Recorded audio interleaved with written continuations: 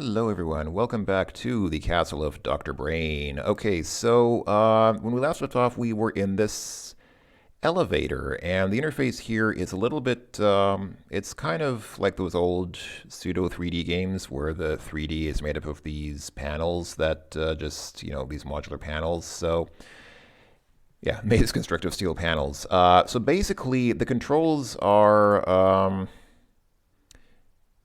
yeah, I guess. Okay, so this whole screen is actually the elevator that we're in, and I guess it's made of stone. And there's a screen which shows our position in the elevator maze, and a window allows you to see a portion of the maze in front of you. So this is the screen here. It's blank because we're on expert level. But basically, you just use the arrow keys, or actually, I guess you can also click on these keys. You can click with the mouse on these buttons, or you can use the keyboard to navigate around.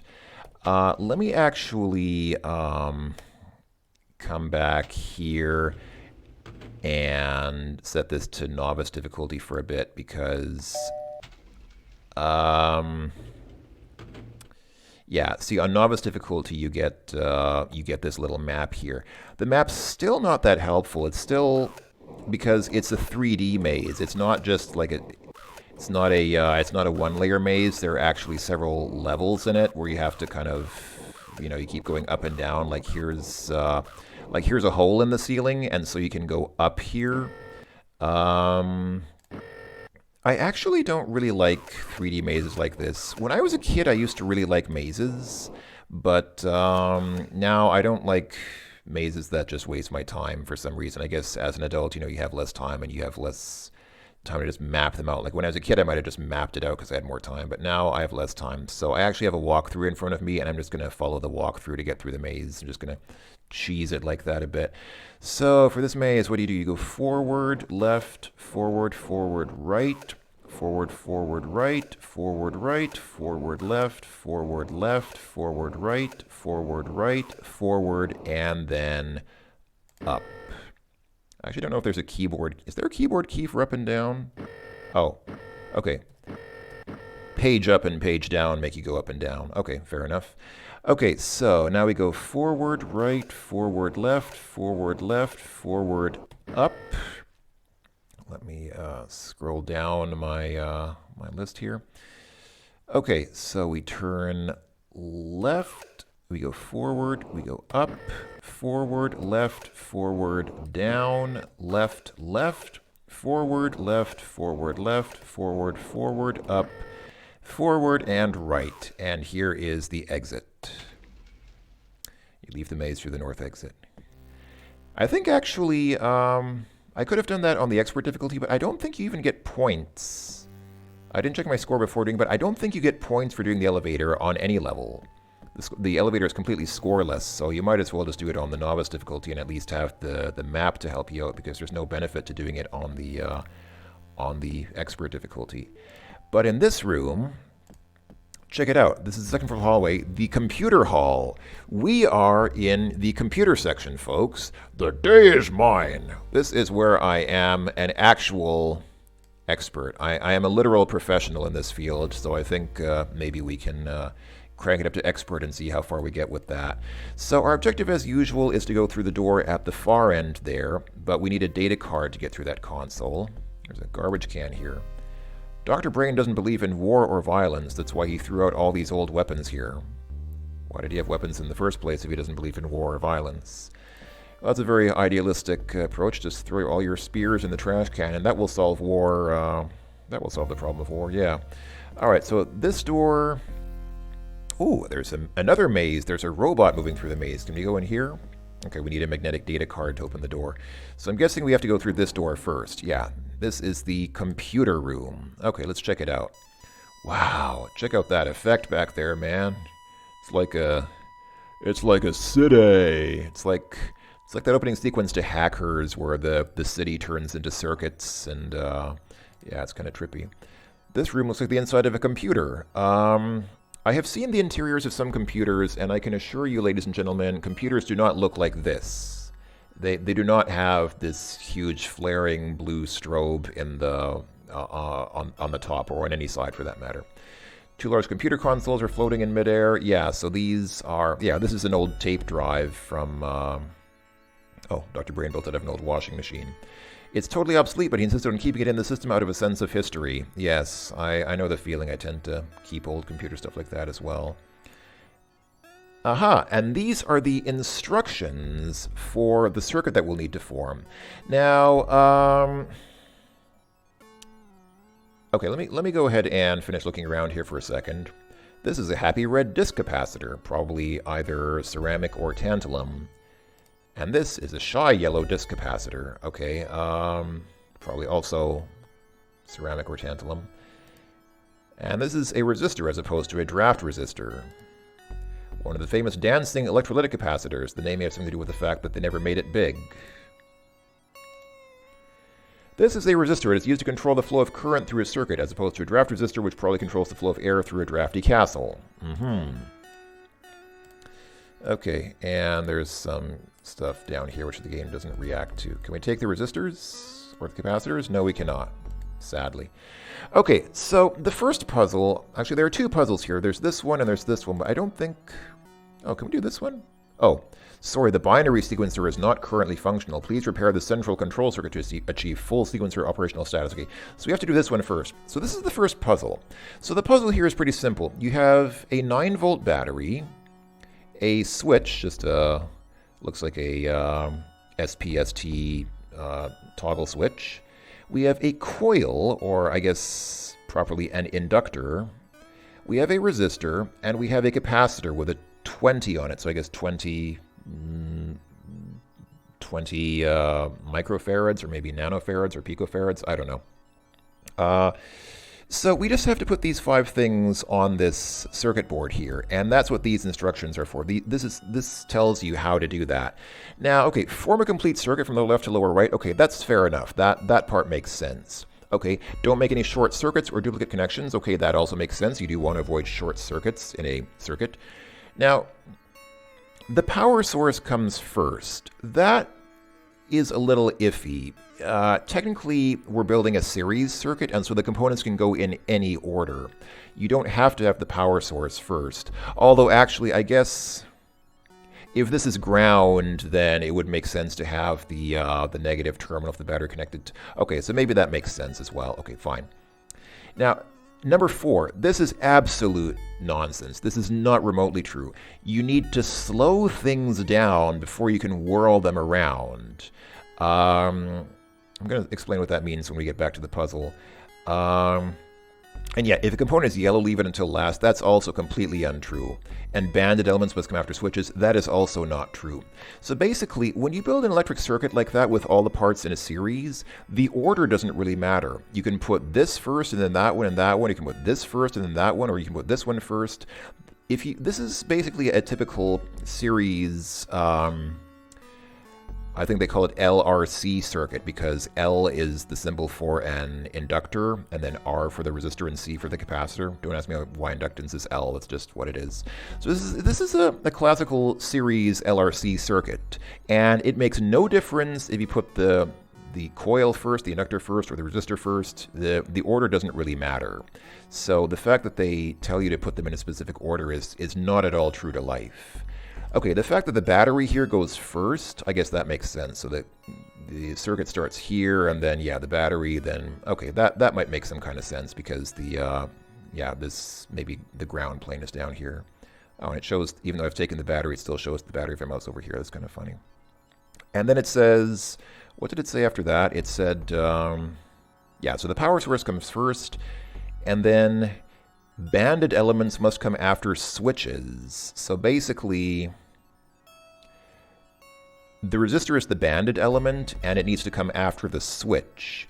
But that is totally untrue. You could put the resistor and then the switch. But okay, let's do what they said. So you put the switch here, so the circuit flows like that, and then you put the banded element here, the resistor.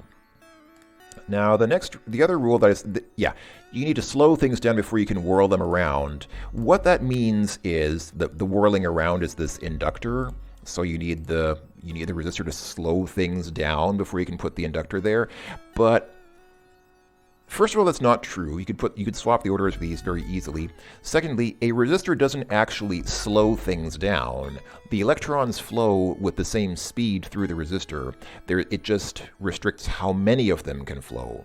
It doesn't slow down the speed of the current, it restricts the number of electrons that flow through the circuit. So a resistor doesn't slow things down, it reduces current flow, but it doesn't slow it down. Electrons still flow at the speed of light. Okay, and then it said that if a component is yellow, put it last, so that's this capacitor. Obviously, the capacitor is obviously the last thing, so there you go. You have successfully assembled the central control circuit. Now you can pick up Easy Listening 107, all music, all the time. Either that or you managed to repair the binary sequencing computer. You're awarded a memento copy of the control circuit, proving that you know how to follow directions. Yeah, we followed false directions, incorrect, misleading directions. But yeah, if you look in our inventory here, this is actually, these are the plaques that we've, well, these are our hint coins. We have 8 of them. And then this is for that room with the clocks in it. This is for the math room.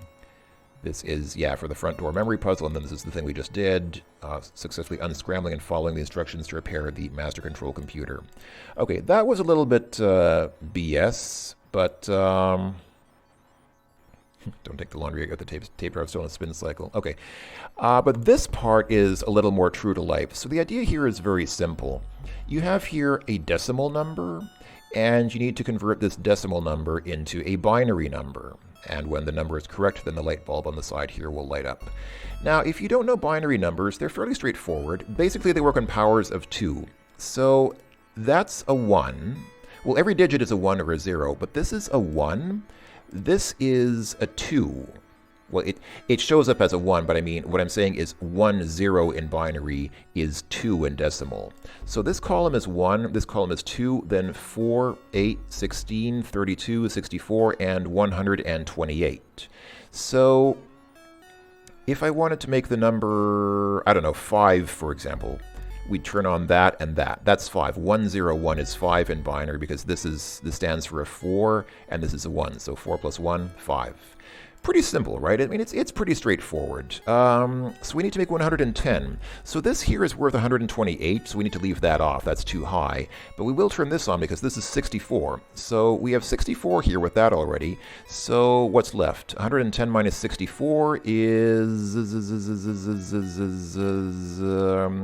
46, I want to say. Is that right? 46 plus 64 should be 110, I think. Yeah. Okay, so we need 46. So this is worth 32. So we'll go ahead and turn that on. So now we have an additional 32. So now we have 64 plus 32, which is 96, I think. Yeah, 96. So we need 14 more. So we can go ahead and we don't turn on the 16 because that would be too much. 16 is obviously more than 14. So we leave the 16 off, but we add 8 and 4 and 2. Boom. And that gives you 14. And when you get it right, it makes the light turns on and makes that clanking sound. Yeah. I like that sound. Cool. Oh, yeah. Okay, next one, 175. So this is worth 128, so we can turn that on because 128 is obviously less than 175. So we need the 128. So what's this minus 128? That leaves us with 47? Is that right? 128 plus 47 gives you... Yeah, I think that's right. Okay, so we need 47 now. So let's see. So this is 32. Okay, so 47 minus 32, so now we need 15. Okay, this is 16, so everything below this should add up to 15. There we go, boom. Okay, next one, 85, so we turn on the 64. That leaves us with 21, so we need 21. So I will leave the 32 alone, but we need the 16, and then after 16 we just need 5. So 5 is 4 plus 1. Boom. Okay, 152, so we need the 128. And what is left after that? 152 minus 128, that is 24? I think it's 24. So 24, we need 24. So we will turn on the 16, and now we just need 8. There we go. Okay. Last one, 55. So we don't need 128, we don't need 64. We do need 32. 32, and then that leaves us with what's left? 23, I think. So 16. 23 minus 16 is 7. So now we need not the 8, but everything after the 8 adds up to 7. 4 plus 2 plus 1. Congratulations! You have solved the binary conversion puzzle and fixed Dr. Brain's stereo system. A magnetic data card pops out of a slot on the console, and you pick it up for later use. Now there's this nuclear reactor.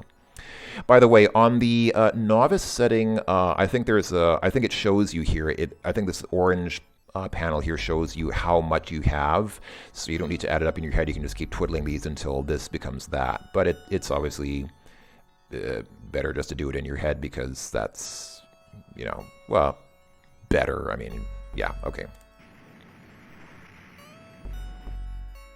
Ooh, an explosion. Okay, so,